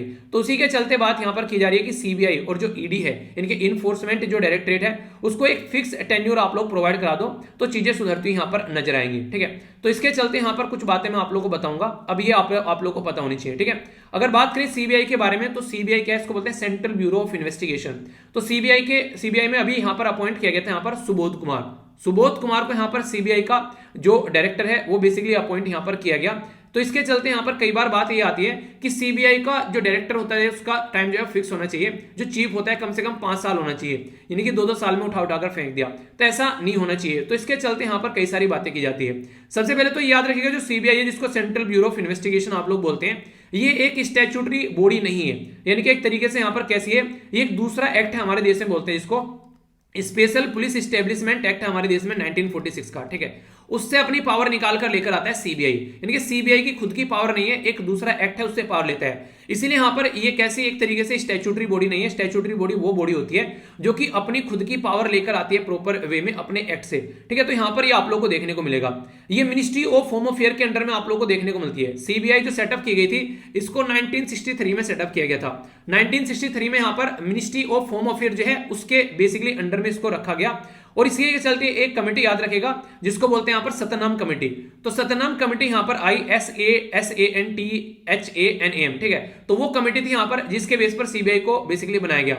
याद रखिएगा CVC भी उसी के बेस पर बनाया गया था, सेंट्रल जो विजिलेंस कमिश्नर है ना, वो भी उसी कमेटी के द्वारा रिकमेंड यहाँ पर किया गया था। तो बार बार ये बोला था कि सीबीआई को यार ऐसे लेके चलना है ताकि सीबीआई इंडिपेंडेंट बॉडी की तरीके से काम कर सके, पर लेकिन ऐसा होता नहीं है। सीबीआई काफी हाई प्रोफाइल केस देखता है। अभी यहां पर जब से लोकपाल और लोकायुक्त अपॉइंट किए गए हैं तब से और ज्यादा पावर यहां पर दी गई है ताकि सीबीआई और अच्छे से काम कर सके, पर लेकिन मैक्सिमम टाइम यहां पर क्या रहता है, सीबीआई काम नहीं कर पाती है ढंग से, क्योंकि इसको पॉलिटिकली मोटिवेटेड डिसीजन की तरीके से देखने को मिलता है। तो अभी यहां पर उसी को इंप्रूव करने की बात की जा रही है। इंपॉर्टेंट मुद्दा यहां पर यह भी है, अगर आप लोग इसको थोड़ा समझना चाहते हैं, कई बार फेडरल सिस्टम के ऊपर ही बोलता है कि सीबीआई इंपैक्ट डालती है। फेडरल सिस्टम मतलब एक राज्य है जो चाहता है कि यहां पर सीबीआई की इंक्वायरी न हो, ठीक है, और यहां पर बात कर दी कि सीबीआई की इंक्वायरी होनी चाहिए। यहां पर ऐसा कोई यहां पर जो सेंट्रल गवर्नमेंट चाह रही है सीबीआई की इंक्वायरी हो, तो यहां पर स्टेट जो है वो मना कर सकता है कि हाँ सीबीआई की इंक्वायरी यहां पर नहीं होनी चाहिए। तो ये स्टेट के हाथ में रेस्पॉन्सिबिलिटी है। तो ऐसी भी कई सारी चीजें देखने को मिलती है, पर लेकिन उसमें भी कई सारी कंडीशंस हैं, ठीक है, कि यहां पर ऐसा नहीं है कि उनकी हर बार मनमानी चलेगी। कोर्ट की साइड से ऑर्डर आ गया अगर यहां पर, तो फिर आप लोगों को उसको अलाउ करना पड़ेगा। तो ऐसी चीजें आप लोग यहां पर देखते हैं। तो बहुत सारे ऐसे मुद्दे हैं कि एक प्रॉपर अगर एजेंसी है तो उसको कैसे यूज करना है, संघवाद के ढांचे को कैसे लेकर चलना है, तो वो सारे मुद्दे आप लोगों को यहां पर देखने को मिलते हैं, ठीक है। दूसरा इंपॉर्टेंट मुद्दा बोला गया ईडी के लिए, जो ईडी है इनके इन्फोर्समेंट जो डायरेक्टर है उसके चीफ के बारे में बात की जा रही है। तो ये काफी इंपॉर्टेंट है हमारे देश के अंदर में। ये बेसिकली आप लोगों को पता होना चाहिए, मैंने आप लोगों से डिस्कस भी किया था। एक पर्टिकुलर एक्ट होता है जिसको बोलते हैं फीमा, ठीक है, ये कई बार क्वेश्चन आप लोगों से बन जाते हैं, ठीक है। तो फीमा क्या होता है, इसको बोलते हैं फॉरेन एक्सचेंज मैनेजमेंट एक्ट, ये आया था 1999 में, ओके। दूसरा एक और एक्ट है जिसको आप लोग को देखने को मिलेगा, उसको बोलते हैं पीएमएलए, ठीक है। पीएमएलए क्या होता है बेसिकली, और ये कब आया था, ये आया था 2002 में। तो पीएमएलए होता है, इसको बोलते हैं prevention of money laundering act, यानी कि जो गलत तरीके से कमाया गया पैसा है उसको आप लोग सही तरीके से बेसिकली उसको नहीं करना है, उसको मतलब सिस्टम में लेकर नहीं आना है। तो इसके चलते यहाँ पर ये जो दो एक्ट है यहाँ पर ये काफी इंपॉर्टेंट है यहाँ पर इसके लिए। तो इसके जो बेसिकली मेन जो प्रोविजन होते हैं इन्फोर्स करने के, वो यहां से निकल कर आते हैं। तो इनको यहां पर बेसिकली फोकस किया जाता है। तो मनी लॉन्ड्रिंग के मैटर में, इन सब चीजों के मैटर में यहां पर इसके द्वारा काम किया जाता है। तो ये काफी इंपॉर्टेंट एजेंसी हो जाती है अगर कोई भी ऐसा मैटर यहां पर निकलता है, तो इसके चलते यहां पर आप लोगों को देखने को मिलेगा। तो ये काफी इंपॉर्टेंट है, तो इसके बारे में याद रखिएगा, यहां से बेसिकली इसका काम निकल के चलता है। सीवीसी के बारे में अगर बात करें, सेंट्रल विजिलेंस कमिश्नर, तो वो भी काफी इंपॉर्टेंट बॉडी है। 1964 में बनाया गया, सीबीआई को 63 में, उसको 64 में एक साल बाद बनाया गया था। एक तो ये इंपॉर्टेंट के सतनम कमेटी है, उसको भी जो अपॉइंट करने वाली है। और कहीं ना कहीं सारी जो ऑर्गेनाइजेशन है, चाहे सीवीसी हो गया, सीबीआई हो गया या ईडी हो गया, ये सारे करप्शन को रोकने का काम करते हैं। तो यहां पर करप्शन बहुत बड़ा मुद्दा रहता है और करप्शन की वजह से दिक्कतें देखने को मिलती है।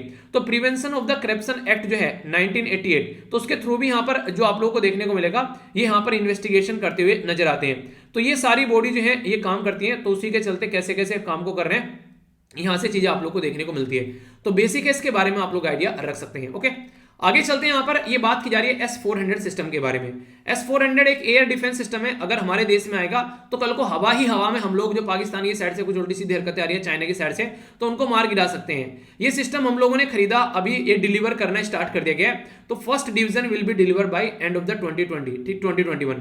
तो रसिया के द्वारा अभी ऑफिशियल के द्वारा डिलीवर करना इसको स्टार्ट कर दिया गया है, ऐसा बोला। तो 5.43 बिलियन की ये डील थी जब साइन की गई थी S-400 सिस्टम की। तो अभी यहां पर इसी को लेकर कई सारी बातें चल रही हैं, ठीक है। अभी यहां पर एक इंपॉर्टेंट मुद्दा है यूएसए का, उसको बोलते हैं आप लोग यहां पर काटसा, ठीक है। तो काटसा के बारे में आप लोगों से कोई पूछ ले तो याद रखना, इसको बोलते हैं countering American adversaries through sanction act. यानी कि अमेरिका क्या बोलता है, अगर आप लोग आज की डेट में व्यापार करते हैं रसिया के साथ में या फिर ईरान के साथ में या फिर नॉर्थ कोरिया के साथ में, ये हमारे दुश्मन है। अगर इनके साथ में आप लोग व्यापार करते हैं तो इसका मतलब ये आप लोग इनसे कुछ खरीदेंगे या फिर इनको कुछ बेचेंगे। अगर आप लोग खरीद रहे हैं तो यहां पर पैसा जा रहा है काफी ज्यादा, और वो सारी जो डील होती है वो सारी मैक्सिमम आप लोग डॉलर में करते हो, तो हमारा पैसा आप लोग यूज नहीं करोगे। तो एक तो ये बड़ा मुद्दा है। दूसरा यहां पर क्या है कि आप लोग यहां पर हम आपके ऊपर सैंक्शन लगा सकते हैं, यानी कि हम आपके साथ में व्यापार नहीं करेंगे अगर आप लोग इनके साथ में व्यापार करोगे। तो यहां पर ये चाहता है कि मेरा दुश्मन जो है वो तुम्हारा भी दुश्मन रहे, ऐसा नहीं कि मेरा दुश्मन जो है वो तुम्हारा दोस्त बन जाए। तो ये ऐसे ही हरकतें की गई थी डोनाल्ड ट्रंप के द्वारा, ये रायता फैलाया गया था 2017 में। और ये जो रायता है आज के दिन में ये काफी बड़ा इंपैक्ट डालता हुआ नजर आता है कि ये रोकता है हमारे देश को, इनके द्वारा रोकने की कोशिश की गई कि हम लोग S-400 सिस्टम जो है वो रसिया से नया खरीदे। पर लेकिन हमारी जो रिक्वायरमेंट है वो काफी ज्यादा जरूरी थी, इसलिए हम लोगों ने इसको कंटिन्यू किया। इसी के ऊपर जब 2+2 डायलॉग होता है, 2+2 डायलॉग क्या रहता है, इसमें डिफेंस मिनिस्टर और इसी के साथ में जो एक्सटर्नल अफेयर मिनिस्टर है वो बातें करते हैं दो कंट्री के। तो हमारे द्वारा भी बातें की गई थी, ठीक है। तो इसके चलते अभी जो नेक्स्ट होने वाला है यहाँ पर ये दिसंबर में होगा, ये याद रखिएगा। 2+2 डायलॉग जो है शेड्यूल है दिसंबर के अंदर में। आप लोगों को ये बताना है वो कहां पर होगा, इंडिया के अंदर होगा या यूएसए के अंदर होगा, क्योंकि एक बार इंडिया के अंदर होता है, एक बार यूएसए के अंदर में होता है। तो ये भी एक काफी बड़ा मुद्दा यहां पर बना हुआ है जिसको लेकर चलने की बात करते हैं, ठीक है। तो ये है इसके बारे में S-400 सिस्टम और क्या है काटसेस के बारे में याद रखेगा। आगे चलते हैं। नेक्स्ट इंपॉर्टेंट जो न्यूज यहां पर निकल कर आ रही है वो आ रही है कोयले से रिलेटेड। आप लोगों को पता है अभी कॉन्फ्रेंस ऑफ पार्टी 26 हुई यहां पर, कहां पर ये हुई, ग्लासगो के अंदर में, और ये कहां पर है, ये है यूके के अंदर में। तो ये मीटिंग हुई, इसमें कई सारी बातें की गई कि कोयले को कैसे खत्म करना है। अगर कोयले को खत्म नहीं करोगे तो कैसे आप लोग 2070 तक अपना कार्बन न्यूट्रल देश बनाओगे। तो ये बातें यहां पर निकल कर आई। तो कॉन्फ्रेंस ऑफ पार्टी जो थी यहां पर, जो डील आप लोग को देखने को मिली, उसमें यही सारे मुद्दे यहां पर निकल कर सामने हैं कि कैसे आप लोग को चीजों को आगे लेकर चलना है, कैसे आप लोग एमिशन को कम कर सकते हैं। तो इसी के चलते बोला जा रहा है कि यहां पर आप लोग आराम आराम से एमिशन को कम करिएगा। तो उसमें कई सारे टारगेट आप लोग को डिसाइड करने पड़ेंगे। तो कोयले को यहां पर एक तरीके से खत्म करने की बात की जा रही है, क्योंकि काफी लार्ज स्केल पर इन्वायरमेंट को नुकसान पहुंचाता है। तो यहां पर अगर कम कम आप लोग करते चलेंगे, तो जो रिपोर्ट है यहां पर क्लाइमेट एक्शन ट्रैकर, उसके द्वारा भी बोला गया कि 2030 तक का आप लोग काफी हद तक चीजें कंट्रोल करनी होंगी, वरना टेम्परेचर बढ़ेगा तो फिर दिक्कतें देखने को मिलेगी। तो कोयले को फेज आउट करना जो है वो राइट है, ये हमारे मिनिस्टर भी बोल रहे हैं। पर लेकिन अभी बोला गया है 2024 तक का लगभग हम लोग कोयले का यूज करेंगे, और बोला गया था 2022 के बाद में कोई भी नया कोयले का पावर प्लांट नहीं लगेगा, हम लोग रिन्यूएबल एनर्जी पर फोकस करेंगे। पर फिर से वही बात आती है कि पैसा तो दो भाई, बिना पैसे के कैसे काम करेंगे। तो उसके चलते रेवेन्यू जो है वो काफी इंपॉर्टेंट हो जाता है। तो वो भी कई सारे मुद्दे देखने को मिलते हैं, ठीक है। तो ये बेसिक इन्फॉर्मेशन है इसके बारे में। पर ये कॉन्फ्रेंस ऑफ पार्टी जो है उसके बारे में जरूर याद रखिएगा। कोयले के बारे में अगर आप लोगों से कोई पूछ ले तो हमारे देश में 3 राज्य याद रखिएगा, झारखंड है, उड़ीसा है और छत्तीसगढ़ है। सबसे ज्यादा कोयला आप लोगों को यहाँ पर देखने को मिलता है, ठीक है। आगे चलते हैं। नेक्स्ट इंपॉर्टेंट जो मुद्दे यहां पर निकल कर आया है, दिल्ली की जो एयर क्वालिटी है 3 दिन के बाद में सांस लेने लायक बनी है, ठीक है। यानी कि सांस लेने लायक भी क्वालिटी नहीं है एयर की। तो सोचिए अगर सांस नहीं लेंगे तो काम कैसे चलेगा। तो इस तरीके से यहाँ पर काफी बड़े मुद्दे हैं। यहाँ पर जो बीमार आदमी है, जो प्रेग्नेंट महिला है, जो बच्चे हैं, उनको काफी ज्यादा दिक्कतें यहाँ पर देखने को मिल रही है, उसके बारे में बातें की जा रही है, ठीक है। अभी अगर बात करें यहाँ पर, ये बेसिकली बात की जा रही है जो फेस्टिवल की जो सेल लगी अभी यहाँ पर दीपावली वगैरह पे, उसने यहाँ पर 550 बिलियन बेसिकली फायदा पहुंचाया। दिक्कतें क्या है, देखिए जब ये सेल लगती है अमेजन की, फ्लिपकार्ट की सारी, तो कई सारे लोग जो है उनको रिक्वायरमेंट नहीं है कुछ खरीदने की, पर फिर भी डिस्काउंट मिल रहा है 50%, तो खरीद लेते हैं। अरे यही तो चीजें होती है, इसी की साइकोलॉजी के साथ में आप लोगों के साथ में खेलते हैं। हमेशा वो चीजें खरीदो जिसकी आप लोगों को रिक्वायरमेंट है, ना कि वो चीजें जिसके ऊपर डिस्काउंट मिल रहा है, ठीक है। डिस्काउंट एक ऐसी चीज है जो आप लोगों को हमेशा मिलता रहेगा, ठीक है, क्योंकि बेचने वालों का बेसिकली रिक्वायरमेंट है डिस्काउंट देना, आप लोगों को लुभाना, तो ये हमेशा चलता रहेगा। तो इसके ऊपर ज्यादा फोकस नहीं देना चाहिए, हमेशा उस चीज पर फोकस दो जो आप लोगों की रिक्वायरमेंट है, वही चीज आप लोगों को खरीदनी है। तो इस तरीके की चीजों को आप लोगों को देखना है, ठीक है। तो कई सारे मुद्दे रहते हैं। तो यहाँ पर इकोनॉमी को फायदा पहुंच रहा है, वो एक सही बात है, पर लेकिन रियलिटी में बहुत सारे लोग ऐसे हैं जो एक चपेट में आकर अपना पैसा बर्बाद कर बैठते हैं। घर वालों का, कमाने वाला तो सही है, अपना खुद का कमाकर अगर कर रहा है, पर लेकिन पेरेंट्स के पैसे बर्बाद करना इस तरीके की चीजों में सही नहीं है। 2 युगांडा के जो लोग थे यहाँ पर वो पकड़े गए बेसिकली 12 किलो हीरोइन के साथ में, ठीक है। हीरोइन ये वो वाली हीरोइन है पिक्चर वाली, ये नशे वाली जो दवाई हीरोइन है वो, ठीक है। तो हमारे देश में काफी लार्ज स्केल पर ये दिक्कतें देखने को मिलती हैं। इतनी दूर आए होते यार, कुछ ढंग का काम कर लेते, पर नहीं, अपनी प्यारी कंट्री यहाँ पर हो गई, और ये है युगांडा, ठीक है। तो यहाँ पर एग्जैक्ट लोकेशन आप लोग देखते हैं, तो ये है लेक विक्टोरिया। तो इसके बारे में याद रखिएगा यहाँ पर। तो यहाँ पर बेसिकली ये कंपाला है इसकी कैपिटल, ठीक है, CAMPALA, ठीक है। तो यहाँ पर लेक विक्टोरिया है, ये आप लोगों को कहाँ पर देखने को मिलती है, 3 कंट्री के बॉर्डर पर है। मैं बेस क्वेश्चन बन जाते हैं कई बार। तो युगांडा, कीनिया और तंजानिया। तो लेक विक्टोरिया आप लोगों को 3 कंट्री के बीच में आप लोग को देखने को मिलेगी, ठीक है। एक और काफी इंपोर्टेंट लेक है यहाँ पर जिसके बारे में आप लोग याद रखते हैं, बेसिकली इसको अगर जूम करो थोड़ा सा और, ठीक है, ये आप लोगों को देखने को मिलेगा, तंजानी का लेक है यहाँ पर, ये आप लोग देखते हैं, ठीक है। तो इस तरीके से कोई भी मैप का क्वेश्चन आप लोगों के सामने आए उसको आप लोग अच्छे से देखा करो। कई बार क्वेश्चन आप लोगों के बन जाते हैं। लेक अल्बर्ट हो गया यहाँ पर, मतलब बहुत सारे लेक है यहाँ पर, तो उसके आसपास वाला रीजन भी आप लोग देखा करो, ठीक है। कोई कंफ्यूजन आप लोग को नहीं होना चाहिए। नेक्स्ट यहाँ पर बात की जा रही है tiger eco, basically eco tourism के बारे में बात की जा रही है। कहां पर, ये यहाँ पर नालमाला हिल, ठीक है। तो नालमाला हिल के अंदर बेसिकली बात की जा रही है, ये पर्टिकुलर किस एरिया के बारे में बात की जा रही है, अगर आप लोगों से कोई पूछे यहाँ पर। तो ये जैसे आप लोग अपनी कंट्री का मैप देखोगे यहाँ पर, तो यहाँ पर आप लोग को देखने को मिलेगा ईस्टर्न घाट के बारे में बात की जा रही है, ठीक है। तो नालमाला रेंज आप लोग को देखने को मिलती है, तो नालमाला फॉरेस्ट भी आप लोगों को वहीं से निकल कर आते हैं, और इसी के अंदर आप लोग को टाइगर रिजर्व वगैरह भी देखने को मिलते हैं। तो इसको टाइगर टूरिज्म यानी कि टाइगर देखने के लिए लोग हैं वहां पर एज ए टूरिस्ट एक्टिविटी के लिए उसको डेवलप करना है। एक काफी बड़ा रिकॉर्ड हमारे देश में बनाया गया बच्चों के द्वारा। तो यहाँ पर ये जो रिकॉर्ड है, मतलब बच्चों के द्वारा मिलकर यहाँ पर ये जो चिल्ड्रंस डे पे रिकॉर्ड बनाया गया, 30,000 पेयर जो शूज हैं उनको इस तरीके से रखा गया यहाँ पर लाइन में, ठीक है। ये ऐसी चीजें होती हैं, देखिए एक तरीके से करने में हिम्मत लगती है, आसान नहीं है, पर हाँ ये ऐसी भी चीजें हैं कि इनको करने के लिए एक टीम अगर लग जाए तो आराम से काम कर लेती है। जैसे अभी यहाँ पर ये रिकॉर्ड कर दिया, ठीक है। तो काफी बड़ी चीजें होती हैं। तो यहाँ पर गिनीज बुक में ऐसा रहता है, कुछ भी डिफरेंट करो आप लोग तो उसको बेसिकली रिकॉर्ड करने की बात आती है, ठीक है। गढ़चिरौली में जो यहाँ पर अभी 26 के करीब माओइस्ट की जान गई, उसमें यहाँ पर बहुत सारा हथियार माल पानी मिला, जो कि इनके द्वारा इधर उधर से इकट्ठा किया जाता है। तो ये भी एक काफी बड़ा एक यहाँ पर नेटवर्क जो था उसको भ्रष्ट एक तरीके से खत्म किया गया। तो कई सारे मुद्दे हैं। यहाँ पर बात की जा रही है बेसिकली केसरीय हिंद। केसरीय हिंद का मतलब क्या होता है? एम्परर ऑफ इंडिया, ठीक है। तो यहाँ पर एक तितली है जिसका नाम केसरीय हिंद है, तो अरुणाचल प्रदेश की बटरफ्लाइज को बताया गया है, ठीक है। तो बटरफ्लाई जो है यहाँ पर इसकी जो साइज है वो यहाँ पर आप लोगों को 90 से लेके 120 तक का आप लोगों को देखने को मिलेगा। और इंपॉर्टेंट मुद्दा यहाँ पर यह कि चाइना के साथ में अरुणाचल प्रदेश जो है वो कहीं ना कहीं काफी लार्ज स्केल पर बॉर्डर भी टच करता हुआ नजर आता है।